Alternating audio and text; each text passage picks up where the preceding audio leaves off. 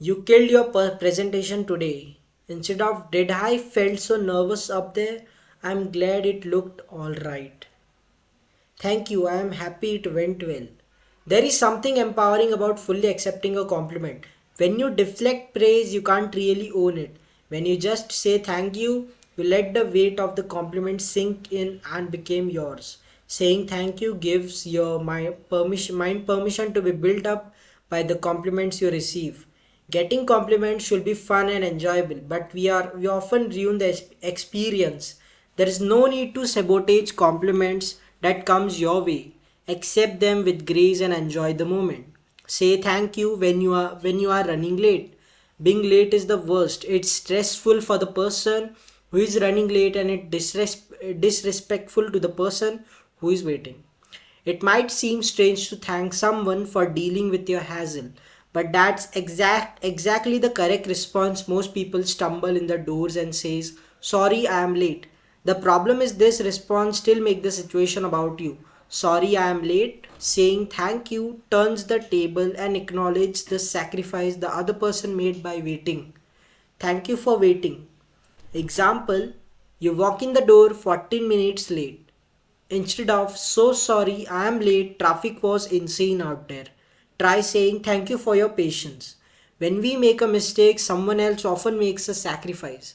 Our default response is to apologize for our failure. But the better approach is to praise their patience and loyalty. Thank them for what they did despite your error. Say thank you when you are comforting someone. When someone comes to you with bad news, it can be awkward. You want to be a good friend, but most people don't know what to say. I know I have felt that way before. Oftentimes, we think it's a good idea to add a silver lining to the problem. Well, at least you have. What we fail to realize is that it doesn't matter if you don't know what to say. All you really need is to be present and thank them for trusting you. Example, your co-worker mother's passed away recently. Instead of "at least you have a lot of fond memories to hold on to," try saying "thank you for sharing that with me. I know this is a hard time for you." Example, your brother lost his job. Instead of "at least you have your health," try saying "thank you for sharing this with me. I'm here to support you."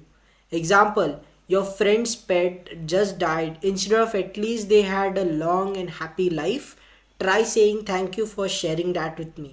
I'm here for you." In times of suffering, we don't need to hear words to ease the pain as much as we need someone to share our pain.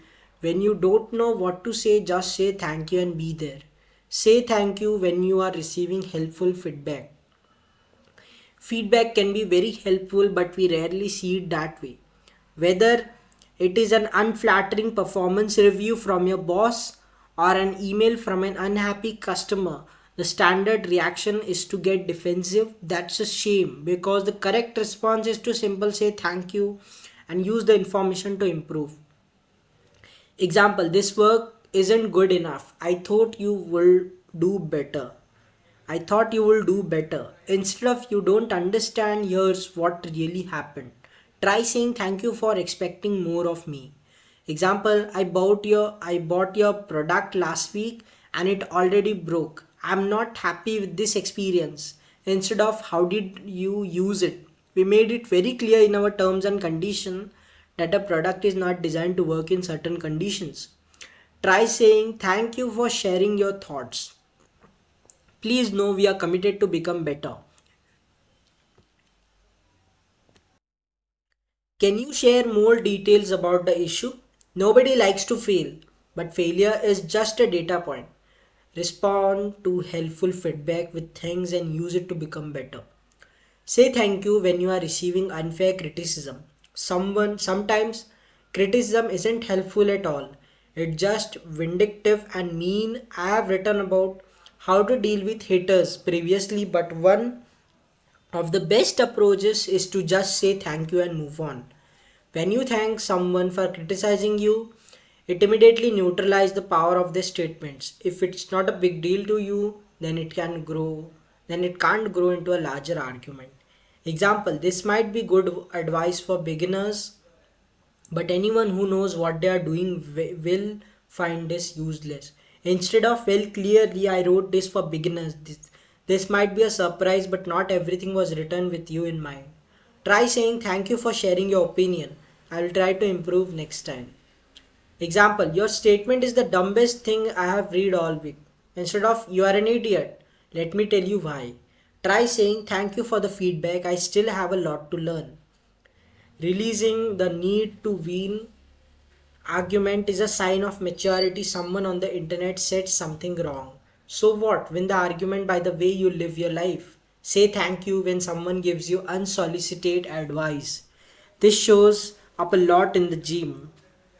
This shows up a lot in the gym. Everybody has an opinion about what your technique should look like. I think most people are just trying to be helpful, but hearing someone's opinion about you when you didn't ask for it can be annoying. One time, someone pointed out some flaws in my squat technique in a video I posted online. I responded by sarcastically asking if he had a video of himself doing it correctly. Somewhere deep in my mind, I assumed that if I reminded him that this technique wasn't perfect, then I would feel better about the fact that mine wasn't perfect either. That's an unnecessary and defensive response. The better approach, just say thank you. Example, you should really keep your hips back when you do that exercise. Instead of, oh, really? Do you have a video of yourself doing it so I can see it done correctly? Try saying thank you for the help. Pointing out others' fault doesn't remove your own. Thank people for raising your self awareness, even if it was unsolicited. Say thank you when you are not sure if you should thank someone.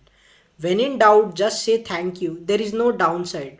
Are you honestly worried about showing too much gratitude to the people in your life? Should I send a thank you card in this situation? Yes, you should. Should I tip him? If you don't at least say thank you more often.